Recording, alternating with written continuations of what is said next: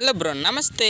రాజుగారి 7 కొడుకులు వేటకెళ్ళి 7 చేపలు తెచ్చారని కదా మీరు ఎప్పుడైనా విన్నారా? విధంగానే నేను మా తమ్ముడు మా అన్నయ్య కలిసి అయితే వేటకెళ్ళి 9 చేపలు అయితే తెచ్చాం. సారీ, ఇవన్నీ మేము పట్టినవి కాదు, కొన్నవే. ఈ చేపలన్నింటినీ ఎంత కొనొచ్చో మీకు తెలిస్తే కామెంట్ చేయండి. ఈ 9 చేపలని ఏ విధంగా కాల్చామో పార్ట్ 2 లో చూడండి. చేపలు తినడం చాలా మందికి ఇష్టమే, కానీ చేపలు చేయడం ఎంత శ్రమ ఉంటుంది ఎవరికి తెలియదు కదా. చేప ముక్క చూస్తుంటే మంచి జున్ను ముక్కలు అయితే కనబడుతుంది. ఇక్కడ కనపడే చేపలన్నింటినీ అరిటాకులో మడత పెట్టాం. కాదనకుండా కత్తితో కసకసమని దాడి చేసాం. వీటిని కాల్చడం ఇంకా లేటు. వీడియో నచ్చితే డూ లైక్, షేర్, సబ్స్క్రైబ్.